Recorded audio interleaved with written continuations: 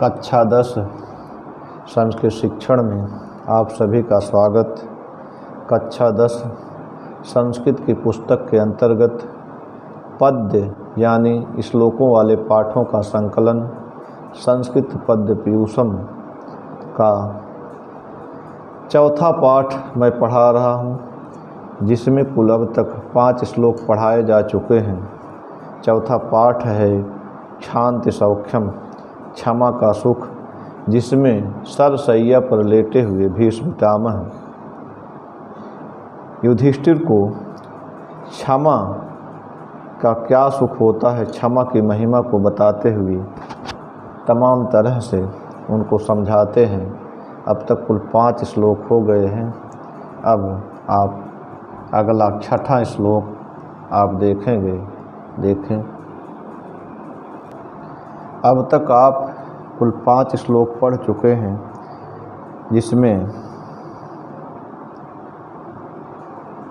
सरसैया पर लेटे हुए भीष्म पितामह अर्जुन को क्षमा का सुख बतलाया है।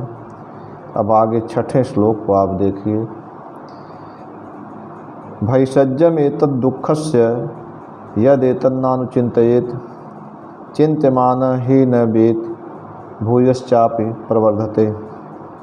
इस श्लोक में मानव को दुख की चिंता न करने की सलाह दी गई है। कहते हैं कि भैषज्यम एतद् दुःखस्य यदेतन्नानुचिन्तयेत् चिन्त्यमानं हि न वेत् भूयश्चापि प्रवर्धते। कह रहे हैं कि दुःखस्य एतद् भैषज्यम, कहते हैं कि एतद् दुःखस्य, इस दुख का भैषज्यम औषधि है, यत् की एतत् न अनुचिन्तयेत्, इसके विषय में चिंता न की जाए, इस दुख को सोचा ही न जाए। कहते हैं ही क्योंकि चिंत्यमानम न वेत्, सोचे जाने पर, चिंतन किए जाने पर यह दुख वेत न, कम नहीं होता, हो यह, परंतु प्रवर्धते, बढ़ जाता है। कहते हैं कि भैषज्यम एतद् दुःखस्य यदेतन्नानुचिन्तयेत् चिन्त्यमानं हि न वेत् भूयश्चापि प्रवर्धते। कहते हैं कि एतद् दुःखस्य, इस दुख की, जो दुख है, भीष्म पितामह युधिष्ठिर से कहते हैं जो दुख है, इस दुख की भैषज्यम औषधि है, यत् की एतत् नानुचिन्तयेत्, इस दुख को सोचा ही न जाए, इसके विषय में चिंता न की जाए, चिंता ही न करे व्यक्ति। चिन्त्यमानम ही क्योंकि चिन्त्यमानम न वेत्, यह सोचे जाने पर, चिंतन किए जाने पर कम नहीं होता, भूयश्च, बल्कि प्रवर्धते, बढ़ जाता है, अधिक बढ़ जाता है। यह श्लोक यदि परीक्षा में पूछा जाए तो आप संदर्भ हेडिंग डालेंगे और लिखेंगे कि प्रस्तुत श्लोक हमारी पाठ्य पुस्तक संस्कृत पद्य पीयूषम के शांति सौख्यम नामक पाठ से लिया गया है। उसके बाद हिंदी व्याख्या हेडिंग डालेंगे और जो मैंने बताया इसी अनुसार उस हिंदी व्याख्या को लिखेंगे। तो चलिए अगले श्लोक 7वें पर चलते हैं। देखें, सर्वे क्षयांताः निचयाः पतनान्ताः समुच्छयाः संयोगाः विप्रयोगान्ताः मरणान्तं हि जीवितम्। इस श्लोक में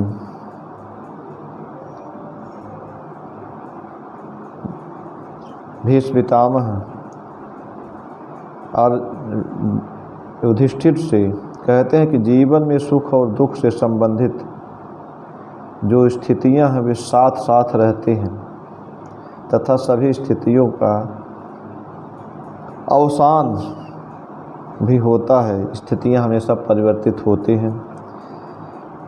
कहते हैं कि सर्वे क्षयांताः निचयाः, सर्वे निचयाः, सभी निचय अर्थात सभी संग्रह, सभी संघात,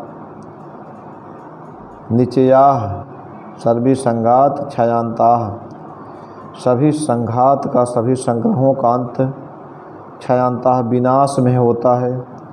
समुच्चयाः, सभी उन्नतियों का अंत, उत्थान का अंत पतनांताः, पतन में होता है। और कहते हैं कि संयोगाः विप्रयोगांताः, सभी संयोगों का अंत वियोग में होता है।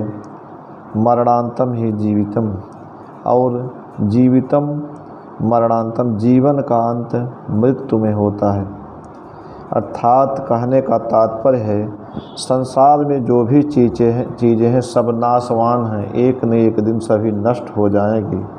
इसलिए हमें संसार में मोह माया से रहित होकर निष्कपट भाव से आचरण करना चाहिए। फिर से देखें श्लोक का अर्थ। सर्वे क्षयांताः निचयाः पततान्ताः समुच्चयाः संयोगाः विप्रयोगान्ताः मरणान्तम ही जीवितम। करें सर्वे निचयाः, सभी संघात, सभी संग्रह का अंत, क्षयाः विनाश में होता है, सभी नष्ट होने वाले हैं। सर्वे समुच्चया, सभी उन्नतियाँ, पतनांता पतनशील हैं, सभी उन्नतियों का अंत पतन में होता है, उत्थान का अंत पतन में। संयोगा, सभी संयोगों का अंत वियोगांता, वियोग में होता है। मरणांतम ही जीवितम, और जीवन का अंत मृत्यु में होता है। यह श्लोक यदि परीक्षा में पूछा जाए तो आप पहले संदर्भ हेडिंग डालेंगे और लिखेंगे कि प्रस्तुत श्लोक हमारी पाठ्य पुस्तक संस्कृत पद्य पीयूषम के क्षांति सौख्यम नामक पाठ से लिया गया है। उसके बाद हिंदी व्याख्या हेडिंग डालकर जैसा मैंने बताया वैसा ही लिखेंगे। अब हम चलते हैं अगले श्लोक। आप 8वां श्लोक देखें। दमः क्षमा धृतिस्तेजः संतोषः सत्यवादिता ह्रीरहिंसा व्यसनिता दाक्षम चेत सुखावहा। इस श्लोक में मानव जीवन में सुख देने वाले गुणों की ओर संकेत किया गया है। इसमें भीष्म पितामह युधिष्ठिर से कहते हैं कि दमः क्षमा धृतिस्तेजः संतोषः सत्यवादिता ह्रीरहिंसा व्यसनिता दाक्षम चेत सुखावहा। करें दम, इच्छाओं और इंद्रियों का दमन, इंद्रियों को बस में रखना। क्षमा, धृति धैर्य, तेज तेज, संतोष सत्यवादिता सत्य बोलना, ह्री लज्जा, अहिंसा, अव्यसनता बुरी आदतों से दूर रहना, दाक्षम कार्य में निपुणता।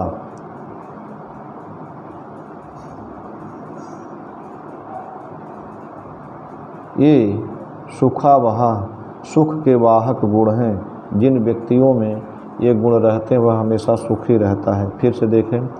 दमः क्षमा धृतिस्तेज संतोषः सत्यवादिता ह्रीरहिंसा व्यसनिता दाक्षम चेत सुखावहा। कह रहे हैं दम, इच्छा और इंद्रियों को बस में रखना, क्षमाशील होना, धृति धैर्य, तेज, संतोष, सत्य बोलना, हरि लज्जा, अहिंसा, मन वचन और कर्म से किसी को चोट न पहुंचाना, कष्ट न पहुंचाना, अव्यसनिता बुरी आदतों से दूर रहना, दाक्षम कार्य में निपुण होना। ये सुखावहा सुख के वाहक गुण हैं। जिनमें एक गुण रहते हैं वह व्यक्ति सुखी रहता है। यह श्लोक यदि परीक्षा में पूछा जाए तो आप पहले संदर्भ हेडिंग डालेंगे और लिखेंगे कि प्रस्तुत श्लोक हमारी पाठ्य पुस्तक संस्कृत पद्य पीयूषम के क्षांति सौख्यम नामक पाठ से लिया गया है। उसके बाद हिंदी व्याख्या हेडिंग डालेंगे और फिर जैसा मैंने बताया वैसे ही हिंदी व्याख्या लिखेंगे। अब आते हैं अगले 8वें श्लोक पर। 9वां श्लोक देखते हैं। ये क्रोधम सन्नियच्छन्ति क्रुद्धान संशमयन्ति च न कुप्यन्ति च भूतानां दुर्गाण्यति तरन्ति ते। इस श्लोक में क्रोध पर नियंत्रण करने की प्रेरणा दी गई है। कहते हैं ये क्रोधम सन्नियच्छन्ति, जो व्यक्ति क्रोध को अपने नियंत्रण में, अपने वश में रखता है, क्रुद्धान संशमयंत च, और क्रोधी व्यक्ति के क्रोध को शांत कर देता है, न कुप्यंत च भूतानाम न कुप्यंत, और प्राणियों पर क्रोध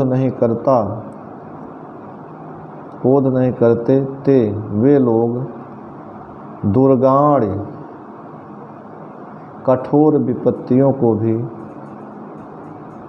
अति तरंत पार कर जाते हैं, अर्थात विपत्तियां उनके मार्ग में बाधक नहीं होती हैं। फिर से देखें, कहते हैं ये क्रोधम सन्नियच्छन्ति क्रुद्धान संशमयन्ति च न कुप्यन्ति च भूतानाम दुर्गाण अति तरंत ते।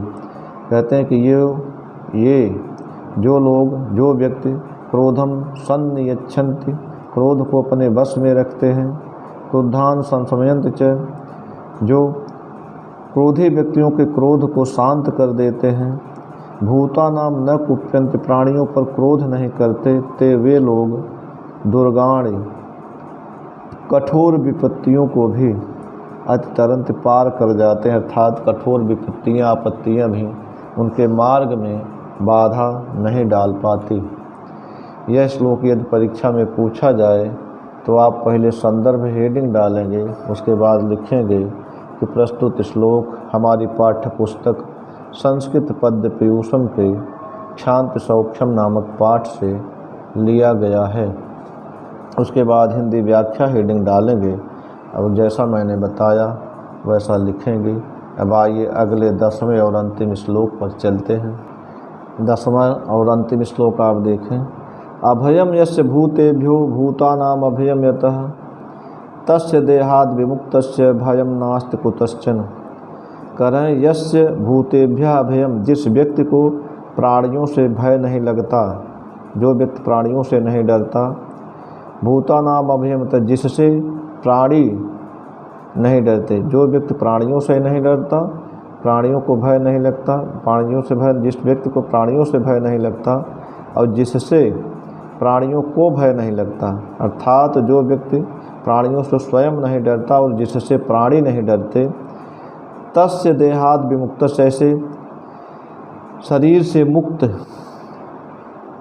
व्यक्ति को कुतश्चन भयम नास्ति, कहीं भी शरीर से मुक्त व्यक्ति को कहीं भी किसी भी स्थान पर कोई भय नहीं होता। कहते हैं कि अभयम यस्य भूतेभ्यो भूतानाम अभयम यतः तस्य देहाद विमुक्तस्य भयम नास्ति कुतश्चन।